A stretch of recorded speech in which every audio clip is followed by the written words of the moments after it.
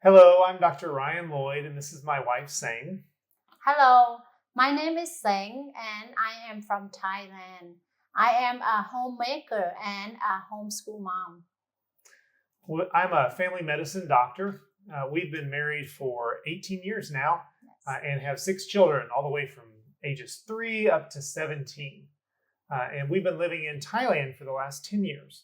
Yes. Living in Thailand, we've seen a lot of young couples just starting out, just getting married and beginning to have kids. And it reminded us of the time when we were just beginning in our marriage and our life together, that we didn't really know a lot or have any experience back then. But we had a lot of people who helped us out, who spoke into our lives and gave us their wisdom, their experiences. We had a lot of books that we were able to read.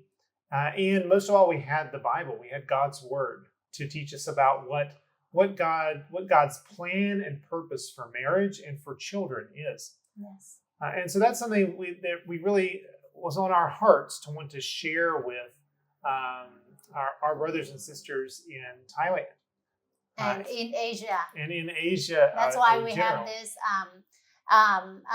English version of our YouTube channel, Dear Parents. So we set up Dear Parents as a video channel Yes. to go through some topics and provide some of the experiences and wisdom that we have gained over the years raising our children, to try and help out our brothers and sisters here. Yes. Initially, it was going to be just a Thai language Yes. video series because there's not as many resources in the Thai language. Mhm. But we had some of our friends in Southeast Asia ask, well, can you do it in English? And so here we are. We're going to do them in Yes. English as well. Yes. And we are not perfect parents, and our children are not perfect children either. But however, we like to share our experience, what we have done wrong, what we have done right, and what worked and what has not worked. We just like to share. So I hope these videos will be of benefit to all the new parents or even the older parents here in Asia. Mm-hmm. And so, what's our first video? Episode, yeah, our first episode. I guess everyone has heard of the phrase "terrible twos." Our next few episodes, we will focus on talking about this stage of parenting. And this is our first episode. So we will be talking about if it is possible to tame a screamer. And so what do we mean by a screamer? And or is it possible to tame one? I will be interviewing my husband, and he will share with us his insight and knowledge. So is it really possible to tame a screamer? Well, the first thing we need to realize remember is that it's normal for children to scream. Mm-hmm. Young children scream for all sorts of reasons. If they're hurt, Mm-hmm. if they're sick, Mm-hmm. if they're scared, well, they need mom and dad's help. And so they're supposed to scream. It's a good thing. Mm-hmm. But at our experience, and I'm sure many other parents' experience out there, is that a lot of times kids in the 2 to 3 year range will start screaming for what they want all the time. Mm-hmm. And it can get really overwhelming. Yes. Everybody wants their kids to be happy, and everybody wants their house to be a house of peace. Mm-hmm. But if your kid's screaming all the time, they're not happy, and your house is not peaceful. Yes. And so when we're dealing with this problem with our younger children, we're trying to look for solutions, and we started to realize that, well, a lot of times what they're doing is because of something that we're doing as parents. Yeah. Now, nobody wants to think that they're the problem. Mm. But one of the things that we'll address again and again in these videos is the importance of humility when we're talking about parenting. We have to be able to look at ourselves and look for the things that we've been doing wrong, the things that we need to change Yes. if we're going to be good parents to our kids, and if we're going to help our kids out of bad behaviors. And so the Bible teaches us that it's important for us to have humility. in the Bible, God tells us that He opposes the proud, but gives grace to the humble. And so, coming back to the question of how do we tame a screamer? Well, one of the first points that you realize is that you get more of what you pay for. What does that mean? So what that means is that if we're giving rewards for good behavior, we're going to get more good behavior back. But if we give rewards for bad behavior, like screaming, we're going to get more bad behavior, more screaming back. I'll illustrate this with an example from history. This is a real story from the time of the British Empire, when the British were ruling over India. At that time, India had this major problem with cobras. There were cobras everywhere. And the British governor wanted to get rid of the cobras. And so what he did is he told the Indian people, if anybody will kill a cobra and bring it to me, I'll pay you for each cobra. Well, and the Indian people were really excited about this, so they started killing cobras and bringing them to the governor. But it didn't matter how many cobras they killed, there was always more cobras. And the governor was really confused by this. It's like, what in the world is going on? Yes. Well, the truth of the matter is that when the people of India realized that they could make money off of dead cobras, well, they started raising cobras in their houses. And then they would kill them and bring them to the governor. And so in the end, the governor was paying for cobras, and he actually got more and more cobras in the cities that he was living in. And so this story helps illustrate the truth about giving rewards to children. Let's say take an example of a child. We'll call him Coco. So if the parents give Coco rewards, then they're going to get back whatever behavior they're rewarding from Coco. So let's say Coco wakes up from a nap, and he's kind of fussy and grumpy because he didn't get enough sleep. But he walks by the table and he sees a cookie on the table, and he's like, "Oh, I want that cookie!" And he asks his mom for the cookie. And his mom doesn't want him to eat cookies right now. She doesn't want him to spoil his lunch. So Coco is not happy. He starts screaming and throwing a fit. And the mom, eventually she's like, oh, I don't want him screaming that much. So she eventually just grabs the cookie and gives it to him. And Coco stops screaming and he smiles and he eats that cookie. So is this a good method of dealing with Coco? Well, it worked. It worked. He stopped screaming. Yes. But what's going to happen next time Coco wants something? What's he probably going to do? I guess he will scream for it. Because he already got something from screaming. Yes. He's learned that he gets cookies from screaming. Yes. So it's important for us to not give rewards like cookies for screaming if we want less screaming. That's true. But say if Coco is screaming and the mom doesn't want to give the cookie, well, what should the mom do with Coco? How should she handle? Well, if Coco's already screaming, he already wants a cookie. Yes. Then one of the best things to do is to take him to just change the environment. And so you can bring him to another room and read a book to him. Bring him to another room and play with him, or with toys, or bring him outside to play outside. And it won't work right away, but eventually he'll kind of forget about the cookie and get into whatever the new activity is, the new environment is. Yes. This age is they forget quickly. They forget quickly in this age. Yes. But that's not that's not the best solution. So that's what you do if you're stuck in the middle of some screaming. But really, it's better if you can prevent the screaming completely. And so that brings us to our second point from the video today, is that parents should try and arrange the environment to prevent their children from screaming in the first place. They want to avoid situations that will lead to screaming. And so let's go back to the example of Coco and the cookie. Coco was already upset and irritated, and then he saw a cookie on the table and he wanted the cookie, and so that would lead to the screaming.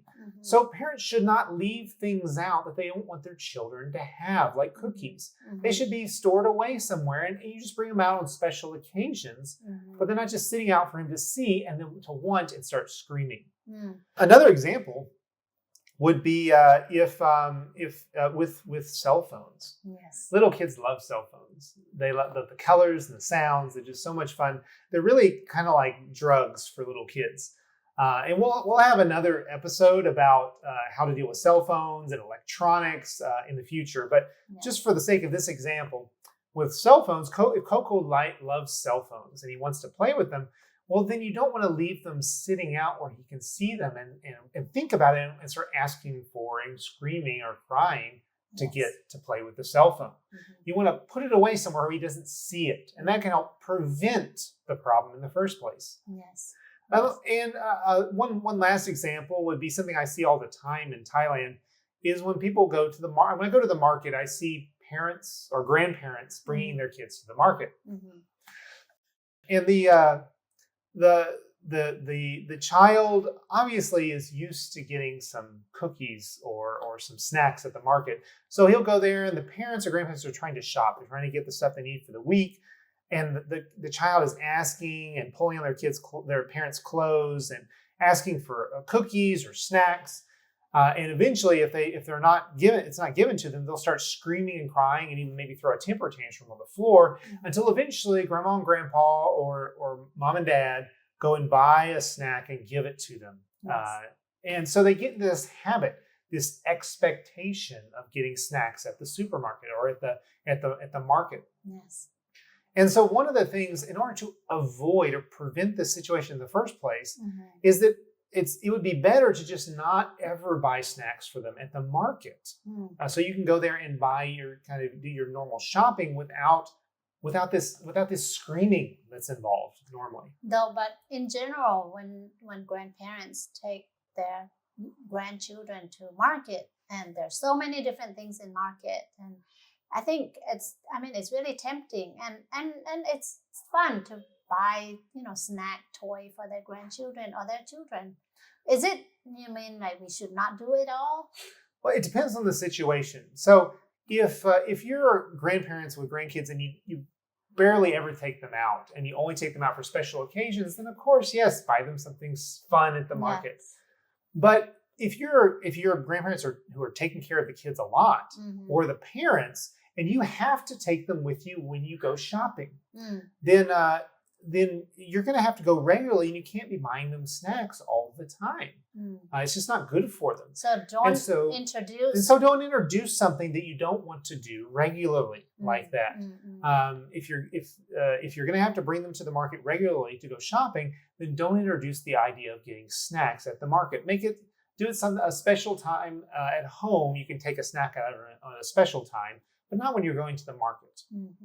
Well, in this example, like that child, it's already got into a habit of screaming and wanting snack or cookies or toys at the market. Well, it's hard to change situation there. Yeah. What should we do with that child? How can we help him?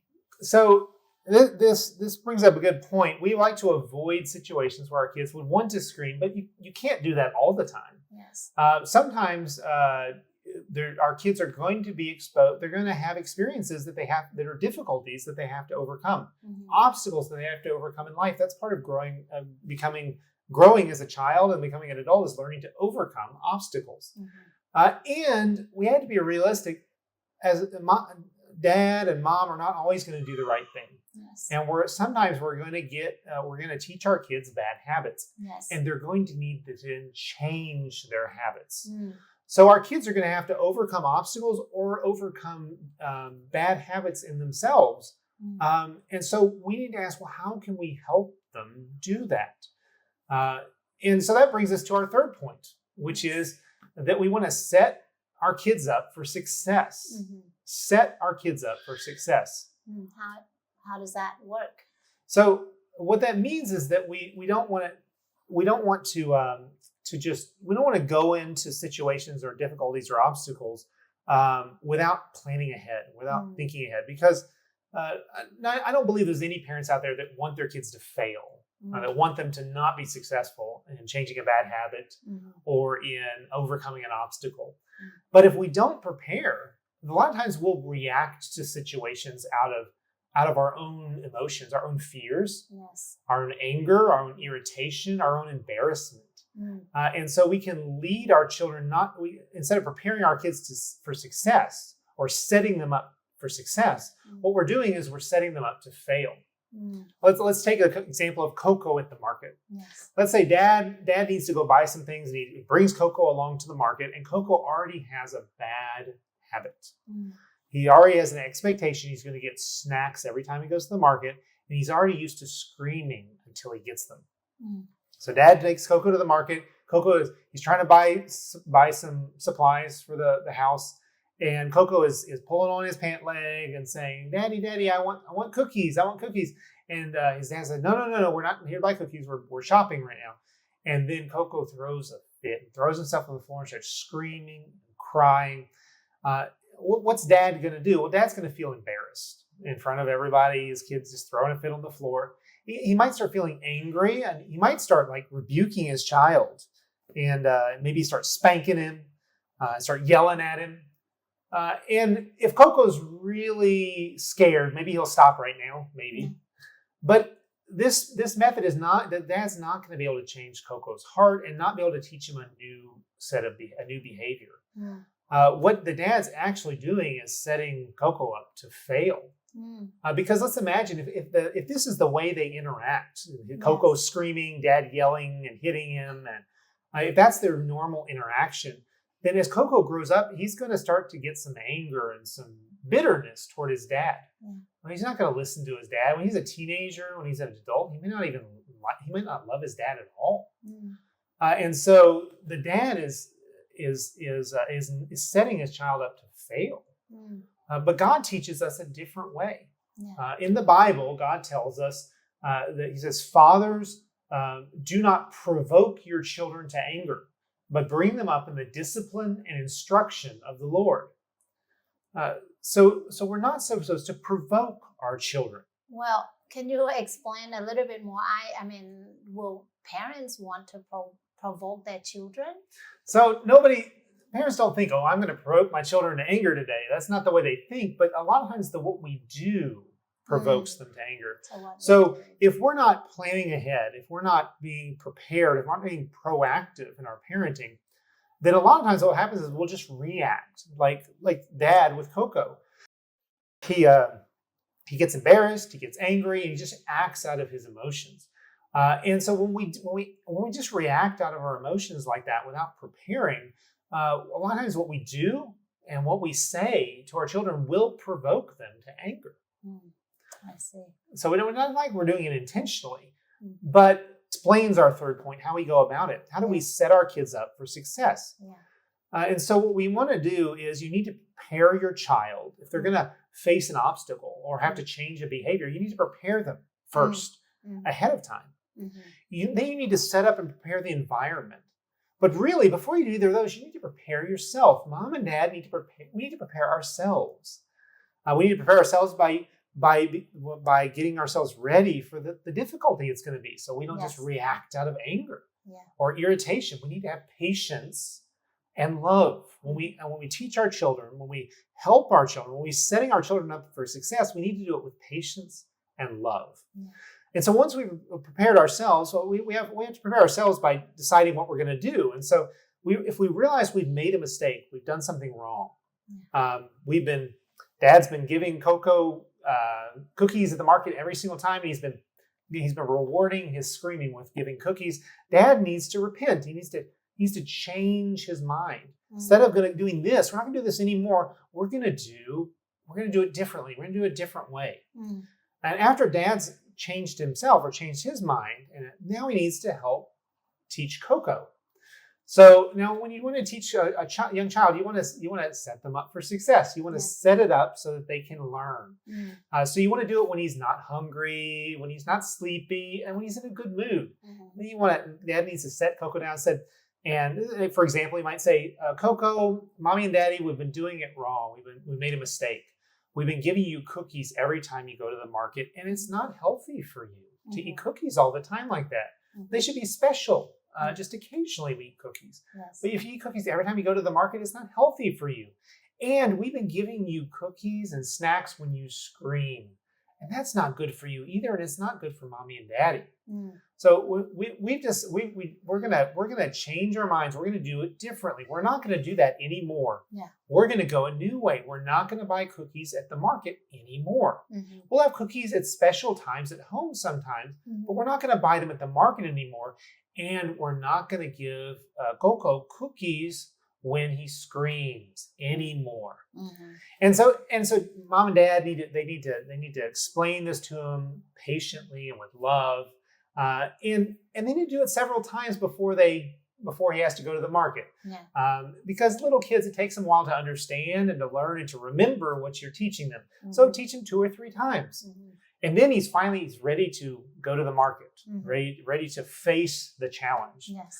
And so again, we want to set him up for success. So we want to go to the market when he's not tired, not hungry, and when he's in a good mood. Yeah. And on the way to the market, we need to remind him, remember, we're not going to buy cookies at the market anymore. Oh, remember, we're not going to give you cookies anymore when you scream. Coco doesn't get any cookies when he screams. Mm-hmm. And then when they get to the market, the first time you go, this is part of mom and dad getting prepared. Mm-hmm. The first time you go, he's already got a bad habit. He's probably going to start asking for cookies. And when you say no, when you remind him, no, we're not doing it anymore, he's probably going to scream and maybe throw a fit. Yeah. And so mom and dad might have to bring him back home quickly the first time. Mm-hmm.